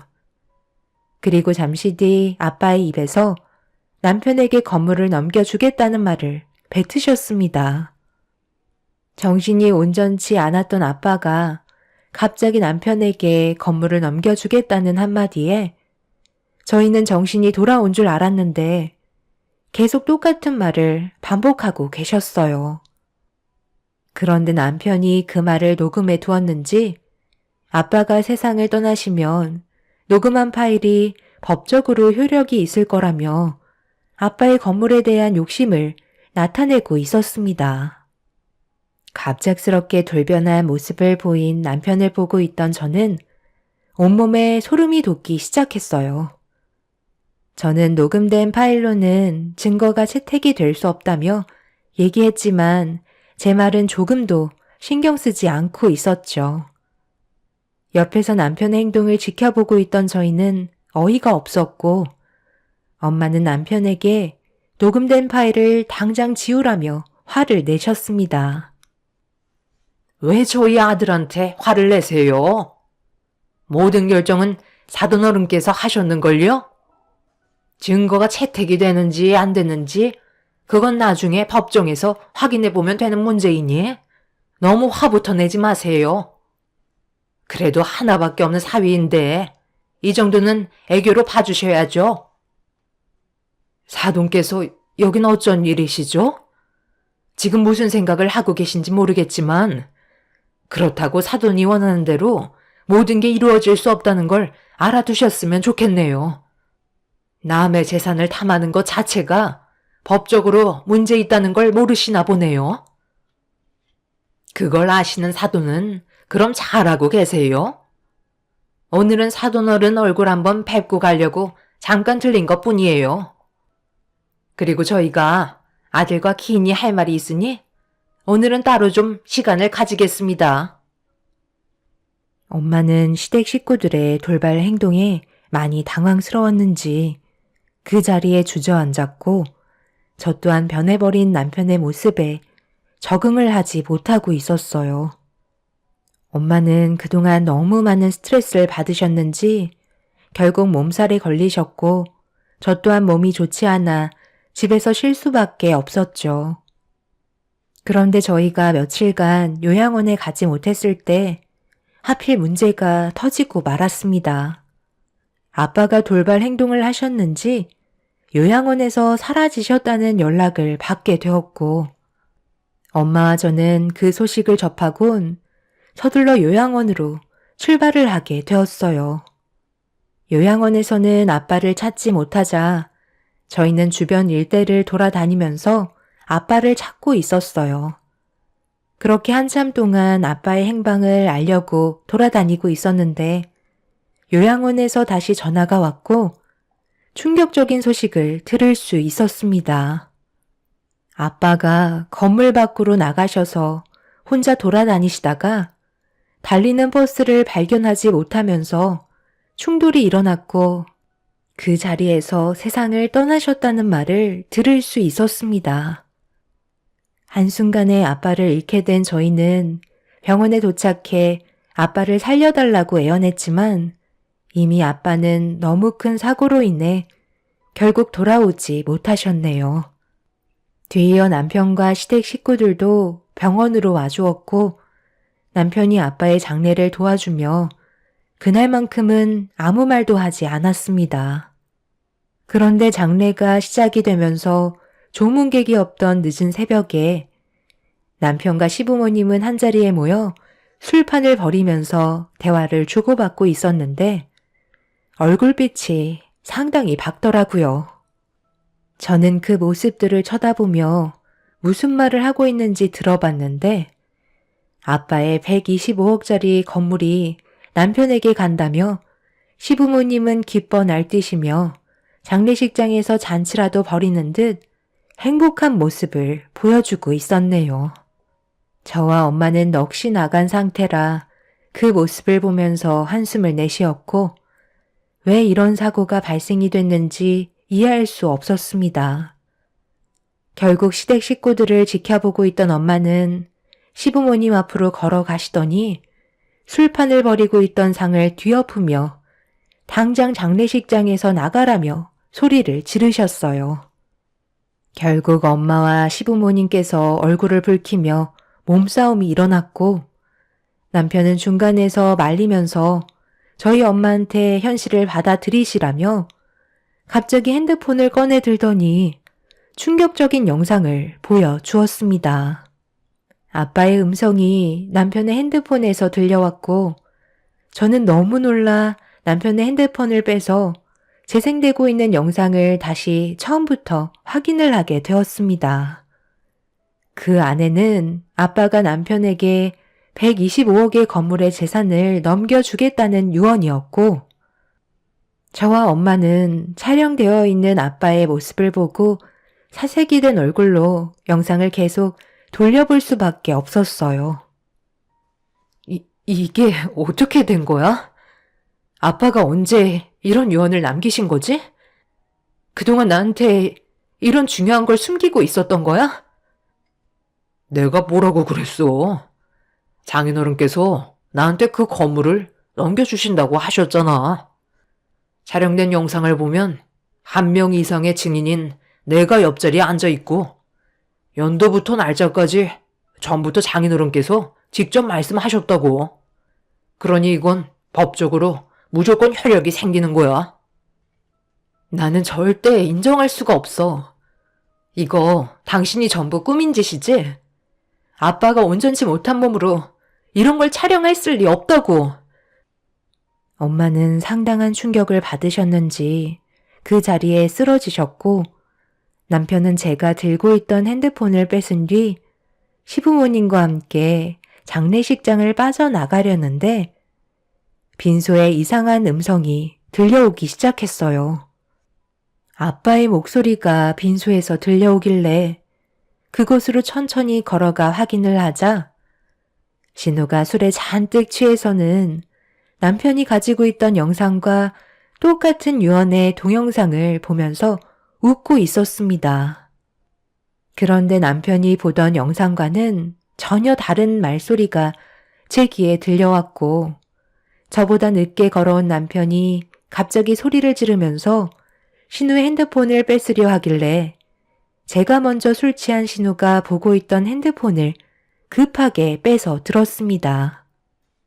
장인어른, 똑바로 못하겠어요? 제가 분명 오늘밖에 시간 없다고 했을 텐데요. 여기에 적혀있는 대로만 읽으면 된다고요. 노인네가 글씨 하나 못 읽어서 되겠소? 다시 시작하세요.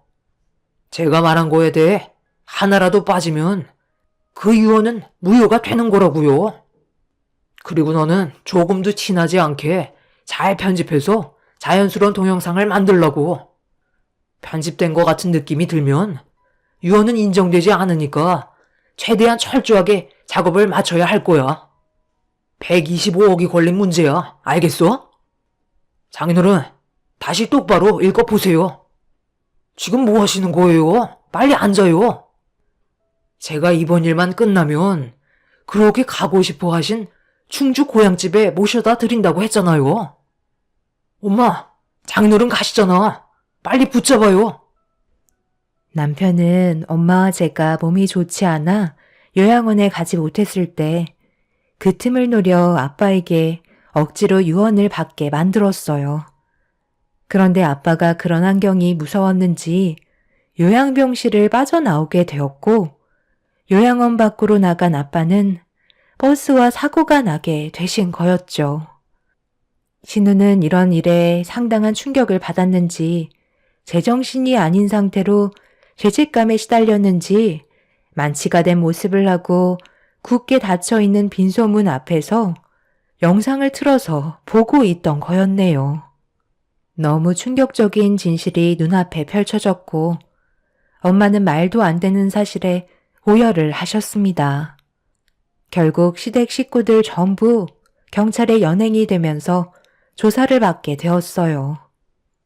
저희 아빠를 구해줬던 남편이 재산 때문에 아빠를 세상 떠나게 만든 사건이었습니다. 지금 현재 시댁 식구들은 법적인 처벌을 앞두고 있는 상태이고 저희 가족에게 선처를 바라고 있습니다. 아빠를 구해줬었던 그때의 일을 반복해서 말하면서 단순 사고였다며 본인들은 잘못이 없다고 말하고 있네요. 저희 가족의 재산을 탐하기 위해 거짓 유언을 꾸미려 했던 그 사람들을 절대로 용서해주고 싶지 않아요. 최대한 많은 처벌을 받길 원합니다. 믿었던 만큼 배신 또한 너무 크네요. 엄마와 제가 앞으로 정상적인 삶을 살아갈 수 있을까요? 제 사연 들어주신 분들, 여러분들의 가정은 언제나 행복하시길 바랄게요. 감사합니다.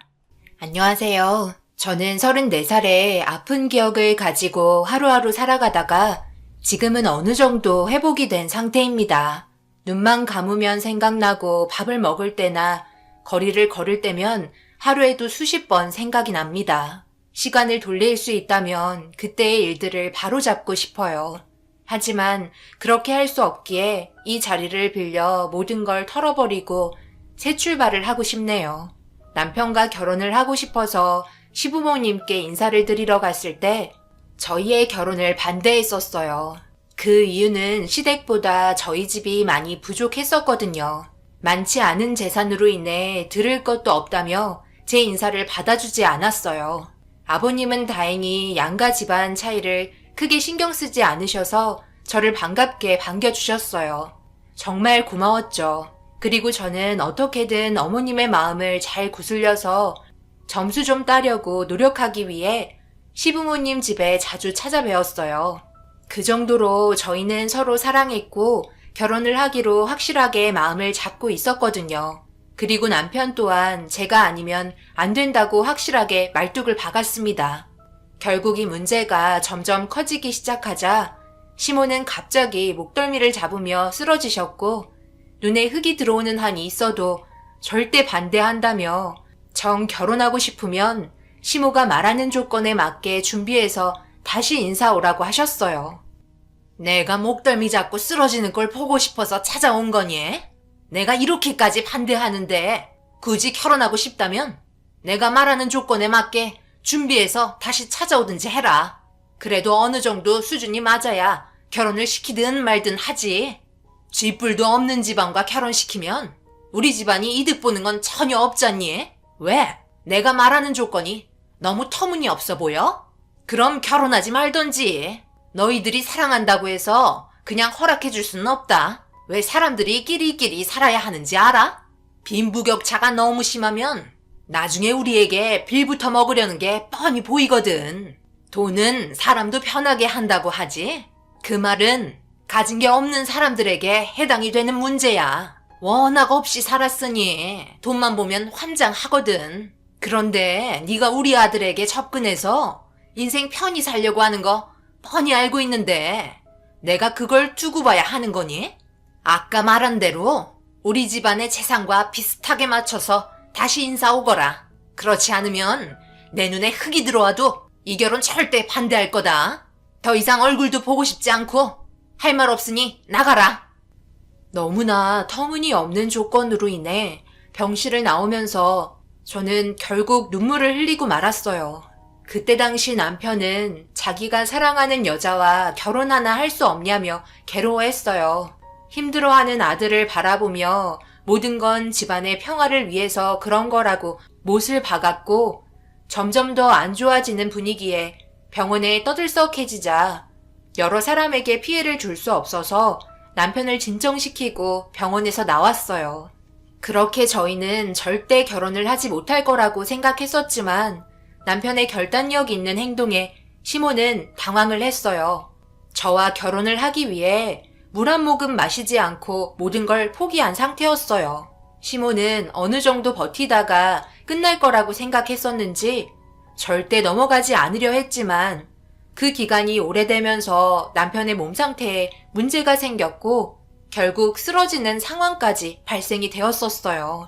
탈수 증상으로 인한 쇼크 상태였고 한참 동안 정신을 차리지 못했던 남편을 보려 나타난 순간 어머님은 제 머리채를 잡으셨습니다. 네가 우리 아들을 세상 떠나게 하려고 아주 작정했구나. 여기가 어디라고 들어오는 거야? 당장 안 나가? 이렇게 된 게 왜 전부 제 탓으로만 생각하시는 거예요?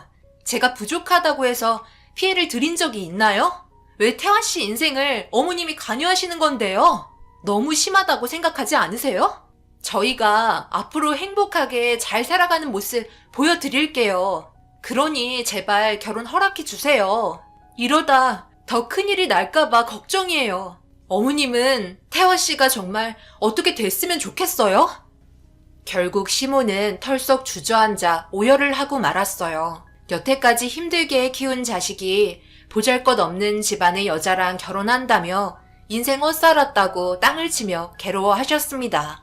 그런 말 들으니 기분이 좋지 않았지만 더 이상의 안 좋은 상황을 만들고 싶지 않아 아무 말 하지 않고 가만히 있었어요. 남편은 정신이 들었는지 겨우 눈을 뜨며 저를 찾기 시작했고 제가 앞으로 다가가자 저를 밀치며 시모는 남편의 몸 상태를 확인했어요. 고개를 돌리며 시모의 얼굴이 보고 싶지 않다고 나가주길 원했어요. 남편이 시모에 대해 실망을 많이 했는지 앞으로 2번 다시 얼굴을 보고 싶어 하지 않았고 충격적인 말들을 듣게 되면서 시모가 잘못을 인정하게 되었어요. 결국 저희는 남편의 희생으로 인해 결혼까지 할 수 있었습니다. 아무런 조건 없이 그냥 결혼식을 할 수 있게 해주셨어요. 힘겹게 결혼을 하게 된 만큼 식이 진행이 되는 동안 남편과 저는 눈물이 멈추지 않았고 앞으로 행복하게 살기를 간절히 원했어요. 꿈만 같은 날들의 연속에 믿기지 않았어요. 저는 그래도 결혼을 허락해 주신 시모의 결정에 너무 감사했고 앞으로 살아가면서 제가 노력한 만큼 알아주실 거라 생각해 정말 사소한 거 하나부터 10까지 많은 신경을 썼어요. 그래서 그런지 시모도 처음에는 강하게 부정하고 얼굴조차 보고 싶어 하지 않았지만 서로 알아가면서 저를 좋게 봐주시는 듯 했고 조금씩 좋아지는 관계에 있어 시댁의 사랑을 한 몸에 받을 수 있는 임신 소식까지 가져오게 되었어요. 결혼한 지 1년 만에 찾아온 아이였습니다. 아무래도 임신을 한 이후부터 시모가 눈에 띄게 저에게 많은 신경을 써주기 시작했어요. 무심한 척 먹는 것부터 생필품까지 전부 임산부들만 사용하는 제품으로 준비를 해주었고 시어머니가 저에게 보여주는 관심이 싫지 않았습니다.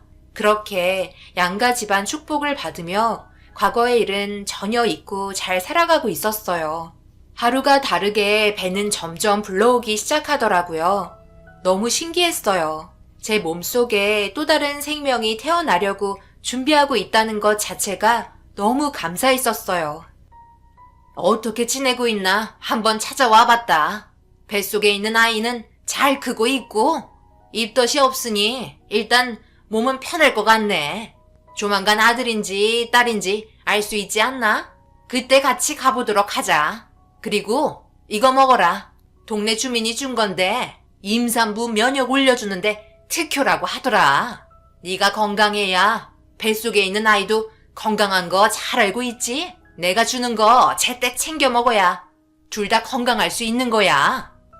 감사합니다. 이렇게까지 신경 써주시니 요즘에 살이 더 찌는 것 같아요. 그렇지 않아도 어머님께 연락드리려 했었는데요. 다음 주쯤에 산부인과에 가서 검사받는 날이라 같이 가시면 될 것 같아요.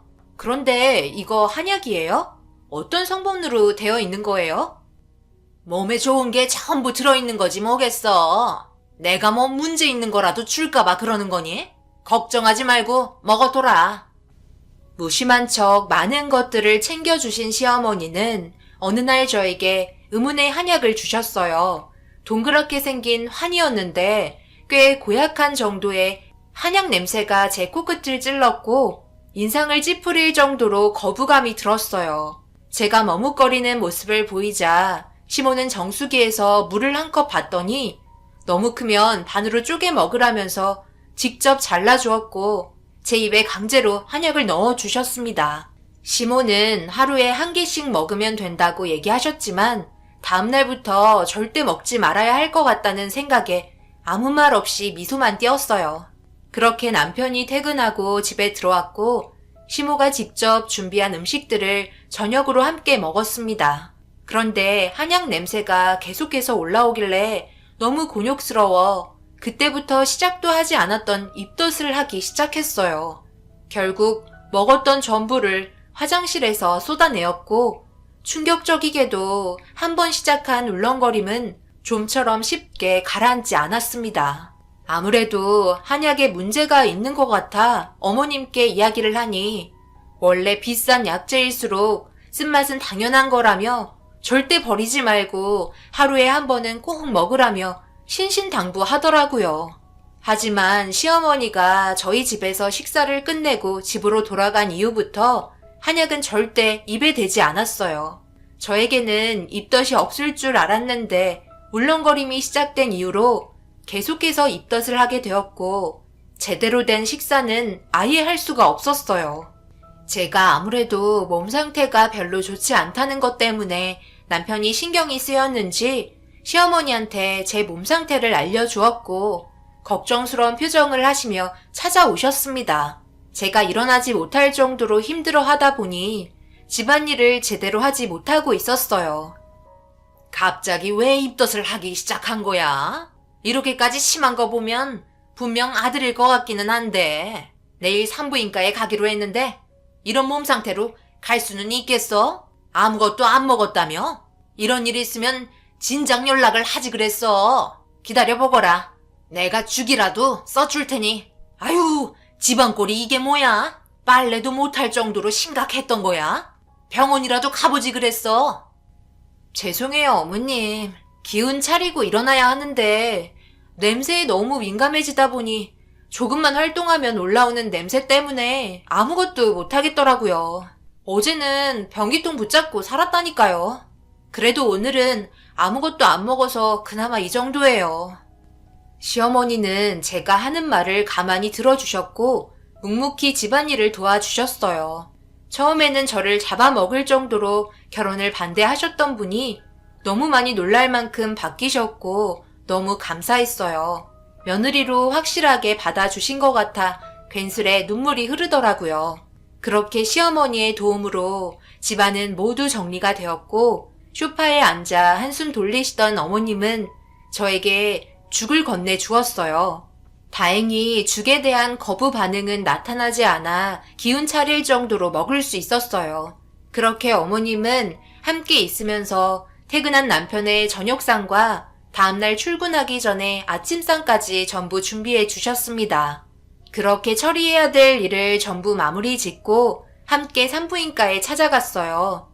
그리고 그토록 기다리던 초음파로 아이의 상태를 확인하면서 원장님 입에서 나온 말은 이쁘게 생겼다는 말이었고, 어머님이 재차 물어보자 원장님은 똑같은 대답을 해주었어요.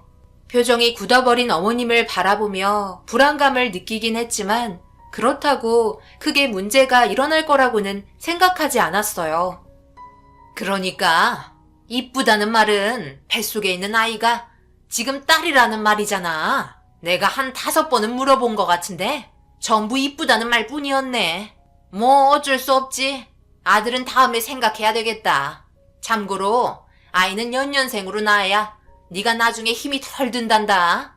처음에는 힘들겠지만 시간이 지나면 분명 잘 결정했다고 생각될 거다. 그럼 여기서 시애미는 버스 타고 집에 가마. 시어머니와 좀 더 시간을 보내려 했지만 약간 실망하셨는지 표정을 감추지 못하셨어요. 그래도 크게 문제가 될 거라고는 생각하지 않았어요. 제가 산부인과 들어가기 전에 물어봤는데 둘 다 상관없다며 건강하게만 낳아주길 원하셨어요. 그렇게 시어머니는 일주일 정도의 기간 동안 연락이 없으셨고 제가 전화나 문자를 해도 받지 않으셨어요. 어떻게 기분을 풀어드려야 할지 걱정이 되었고 이런 문제를 남편과 대화를 하면서 해결 방법을 찾아보려 고민한 결과 주말에 시간을 내서 시댁에 찾아가는 방법이 최선일 것 같아 그렇게 하기로 결정을 하게 되었어요. 아버님께 출발하기 전날에 연락을 하니 약속이 없으니 얼굴 한번 보자며 밝은 목소리로 집안의 분위기에 대해 알려주었어요. 시어머니는 별 문제 없다며 몸 조심해서 내려오라고 잠시 동안 안부 전화를 끝내고 주말 동안 시댁에 있을 생각하며 짐을 챙겼습니다. 그렇게 기다리던 주말이 되었고 시댁에 찾아가니 아버님이 현관에서 저희를 맞아주셨어요. 시어머니는 주방에서 바쁘게 움직이고 있었고 제가 인사를 하니 정신없는지 일손을 거들어주길 원하셨어요. 그렇게 정신없이 항상 차려진 음식을 맛있게 먹으며 별 문제 없이 대화를 하고 있었어요.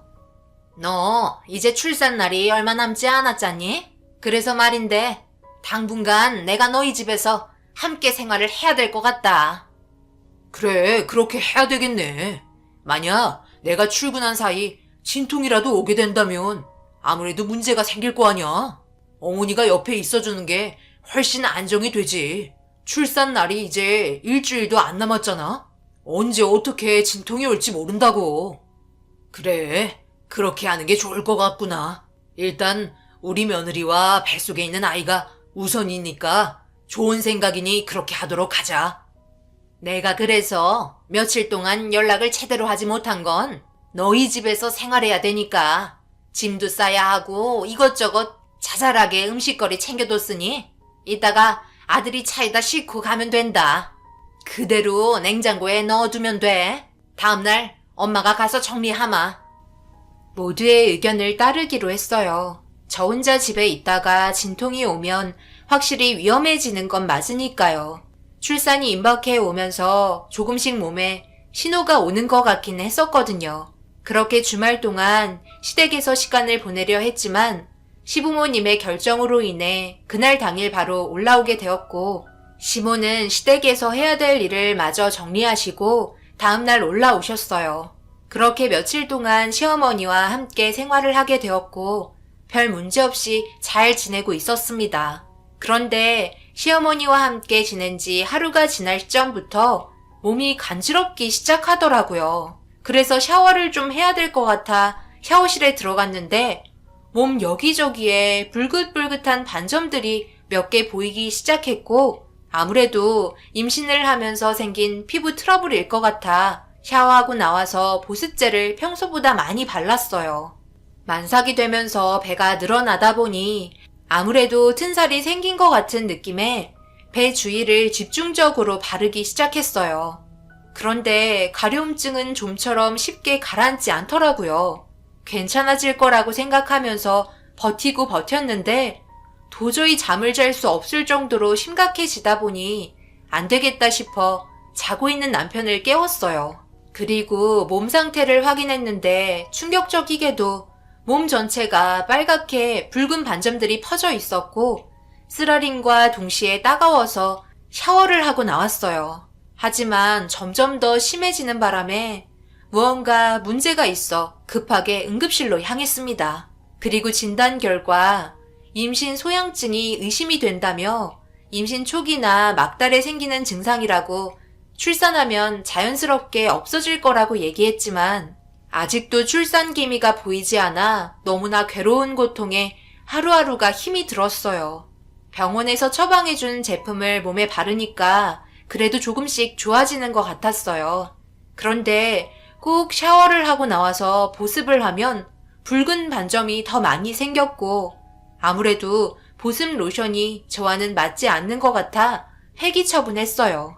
하지만 약을 바르는 것도 그때뿐이었고 하루하루 괴로움을 이겨내야만 했습니다. 자는 동안 저도 모르게 몸을 긁어대니 상처가 생기게 되면서 염증을 유발했고 산부인과에 다시 들려 다른 약으로 처방을 받았고 집에 들어왔는데 그 순간 시어머니가 화들짝 놀라며 무언가를 급하게 숨기더라고요.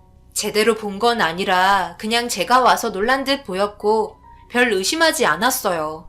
그렇게 산부인과에서 처방해준 약을 먹고 깨끗이 샤워를 한 뒤에 보습을 하려고 새로 구매한 제품을 꺼냈는데 얼굴에 로션을 바른 상태라 손이 미끄러웠는지 보습 로션을 떨어뜨렸고 바닥에 떨어진 로션을 줍는 순간 밑바닥에 작은 테이프 하나가 붙어 있더라고요. 뭔가 싶어 살짝 뜯어보니 아주 미세한 구멍 하나가 있었고 그 구멍을 막기 위해 테이프로 막은 것 같았어요. 그런데 무언가 이상한 느낌이 들더라고요. 시어머니가 제가 들어올 때 보습 로션을 만지더니 급하게 다시 제자리에 넣는 것 같았는데 아무래도 무언가 이를 꾸미고 있는 것 같아 혹시 몰라 임산부만 사용하는 제품 전체를 뒤집어 보니 제가 사용하는 제품 전부가 밑바닥에 작은 테이프가 붙어 있었고 작은 바늘구멍 같은 게 뚫려 있었어요. 그때 생각했죠. 제가 여태껏 바른 제품들에 무언가를 첨가했다는 느낌이 확실하게 다가왔고 그날 저녁 혹시 몰라 제품을 바르지 않고 남편 팔에 아주 살짝 발라봤는데 다음날 아침 남편 팔 한쪽이 붉게 두드러기가 올라왔더라고요. 그 순간 엄청난 소름이 돋았고 제가 없는 사이 시어머니가 저지른 행동에 대해 알아볼 필요가 있었어요. 그래서 가까운 디지털 제품을 판매하는 곳에 들려 12시간 정도 녹화를 할 수 있는 소형 카메라를 구매했고 안 보이게 설치했어요. 어머님, 제가 오늘 잠시 친정에 좀 다녀와야 할 것 같은데요. 한 6시간 정도 뒤에 나 올 것 같아요. 괜찮으시죠? 그럼 오기 전에 연락 한 통하고 오면 좋을 것 같은데 갑자기 불쑥불쑥 들어오면 내가 너무 놀라잖니. 요즘 심장이 약해서 갑자기 들어오면 내가 쓰러질 것 같구나. 연락 한 통 하는 게 어려운 건 아니니까 출발하기 전에 꼭 연락해 주렴. 제가 요즘에 임산부들에게 좋다는 뱃살 크림을 구매했거든요. 아무래도 보습이 중요한 것 같아서 이걸로 쓰기로 했어요. 그리고 샴푸도 너무 기름지는 것 같아서 다른 임산부가 쓰는 다른 제품으로 바꿔놨어요. 그런데 이 제품들이 너무 아깝잖아요. 임산부가 쓰는 거라 성분도 약해서 괜찮은데 어머님 쓰실래요? 몇 번 쓰지 않았던 거라 괜찮아요. 드릴까요? 아니다. 나는 쓰는 제품만 사용하기 때문에 다른 제품 사용하면 피부에 두드러기가 올라와. 그냥 폐기 처분하거라. 어머님은 사용하지 않겠다며 강하게 거부하셨어요. 확실히 의심이 들 만한 행동들과 당황스러운 표정은 점점 더 이상하게 다가왔고 그렇게 외출을 하고 한참 동안 집 근처 카페에 있다가 시어머니한테 연락을 한 뒤 집으로 들어갔어요. 시어머니는 저녁 준비를 하셨고 아무렇지도 않은 척 평소 때와 똑같이 생활했어요. 그리고 자연스럽게 화장실에 들어가 볼일을 보는 것처럼 행동하며 급하게 샴푸 밑부분을 봤는데 충격적이게도 똑같이 테이프로 막아져 있었습니다. 너무나 소름이 돋았고 숨겨둔 소형 카메라들을 시어머니가 안 볼 때마다 한 개씩 수거했어요. 그리고 모두가 잠든 새벽에 조심스럽게 영상들을 확인했는데 그 안에는 엄청난 장면들이 녹화가 되어 있었고 도저히 믿을 수 없는 행동들에 화가 머리끝까지 차올랐어요. 시어머니는 무언가 알 수 없는 약품을 밑바닥에 주사바늘로 주입을 시켰고 제가 바꾼 제품들 전부를 똑같이 만들어 놓았어요. 그리곤 잘 섞이게 하려고 마구 흔들더니 제자리에 가지런히 올려놓았습니다. 두 얼굴을 가진 시어머니의 행동들이 믿기지 않았고 카메라를 전부 항상 가지고 다니는 출산 가방에 숨겨놓았어요. 그런데 아무래도 너무 큰 충격을 받았는지 점점 진통이 오기 시작했고 갑작스런 몸의 변화에 배를 움켜쥐며 비명을 지르니 남편이 제가 괴로워하는 모습에 급하게 저를 일으켜 세웠어요. 너무 힘들어하는 모습에 남편이 출산 가방을 대신 들어주려고 하는데 가방 안에 있던 소형 카메라들이 우르르 쏟아졌고 그걸 본 남편이 당황스러운 듯 저를 바라보며 뭐냐고 물어보는 말에 차마 제 입으로 시어머니의 충격적인 행동을 말할 수가 없었습니다.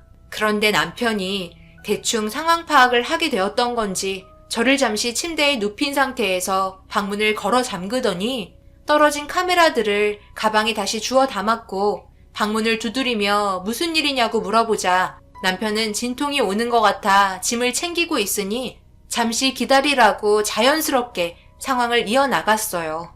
그리고 남편과 시모와 산부인과에 도착을 했고 저는 분만실로 향하게 되었어요.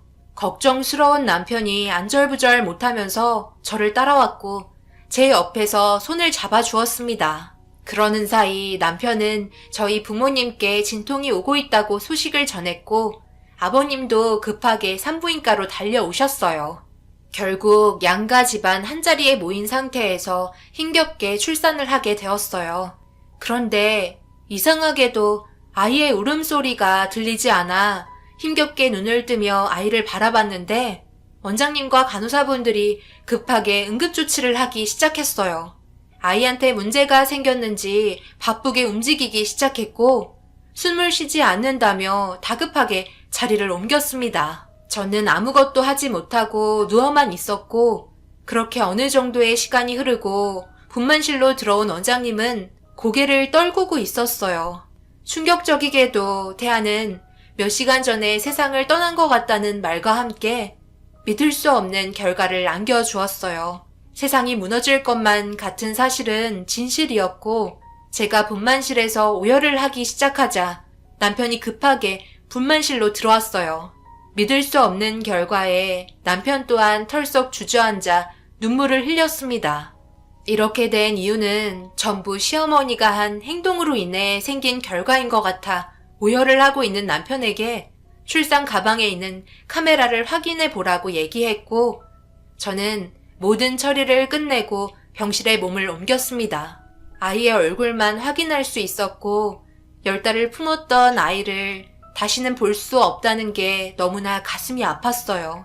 그리고 모든 영상을 남편이 확인했는지 형사들이 병원으로 찾아왔습니다.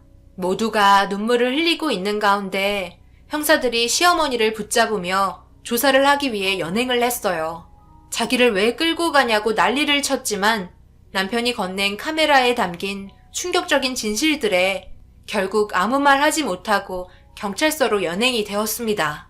그리고 시모가 가지고 있었던 소지품들과 저희 집에 있던 제품들 전부 조사를 하기 시작했고 그리고 알게 된 결과는 엄청난 충격을 안겨주었어요. 하지만 태어난 아이의 장래가 우선이었기 때문에 모든 걸 처리한 뒤에 진행해야 했습니다. 세상의 빛을 못 보고 떠나버린 아이를 위해서라도 시어머니를 절대 용서할 수 없었어요. 그리고 알게 된 건 샴푸나 보습 로션 등 피부에 닿은 모든 제품에 시어머니는 알 수 없는 약품들을 섞어 주입했었고 그걸 몸에 발랐었기 때문에 피부에 트러블이 올라온 거였어요. 그리고 더 충격적인 건 시어머니가 주셨던 환으로 된 한약에서 특정한 약품이 나왔었고 그건 임산부가 섭취하면 안 되는 제품이 섞여 들어 있었습니다. 태아에게 부작용을 일으킬 수 있을 정도로 절대 섭취하면 안 되는 거였어요. 그런 게 시어머니의 소지품에서 그 약품이 나오면서 결국 자백을 하고 말았습니다. 일반적으로 여드름이나 지루성 피부염에 쓰이는 치료제이지만 임산부는 절대로 먹어서는 안 될 정도로 금지되는 제품이었는데 이런 일을 꾸미고 있었다는 거에 그동안 저를 어떻게 생각하고 있었는지 알 수 있었어요. 겉으로는 잘해주는 척 모든 걸 신경 써주셨지만 뒤에서 모든 일들을 꾸미고 있었습니다. 그렇게 시어머니는 사람이 해선 안 될 행동을 했기 때문에 법적인 처벌을 면할 수 없었어요. 징역을 살아야 했고 이런 결과에 남편 또한 충격에 헤어나오질 못했습니다. 양가 집안 모두 정상적인 생활을 하지 못했고 징역을 살고 있는 시어머니가 그곳에서 편하게 지내고 있을 걸 생각하니 너무나 화가 치밀어 올라 결국 정신과 치료까지 받게 되었어요. 자신의 잘못은 절대 인정하지 않았고 되려 저와 남편이 자기 말을 무시하고 결혼한 대가라며 자기를 잘못 건드렸다고 자신의 행동이 정당하다는 어이없는 말을 주장하고 있어요. 결국 이런 문제로 인해 남편과도 더 이상 결혼 생활을 이어나갈 수 없었어요. 남편만 보면 시어머니의 얼굴이 떠올라 너무나 괴로웠습니다. 그렇게 남편과도 이혼을 하게 되면서 행복할 것만 같았던 결혼 생활은 막을 내리게 되었어요. 저에게 이런 아픔까지 주면서 반대한 그 사람을 평생 증오하며 살 수밖에 없을 것 같아요. 하루하루가 너무 괴로움의 연속이지만 하루라도 빨리 정상적인 삶으로 돌아갔으면 좋겠네요. 언젠가 징역을 살고 있는 그 사람이 제 기억 속에서 지워지겠죠. 제 사연을 들어주신 분들, 저에게 위로의 한마디씩 부탁드려요. 정말 너무나 괴롭네요. 젊은 나이라서 주변 분들은 금방 털고 일어날 수 있을 거라며 격려해주고 있지만 쉽지가 않네요. 언젠가 그날이 오기를 기다리며 희망을 가지고 살아가 보겠습니다. 여러분들도 하루하루 힘든 삶을 살고 계시겠지만 힘내시고 좋은 날이 가득하시길 바랄게요. 감사합니다.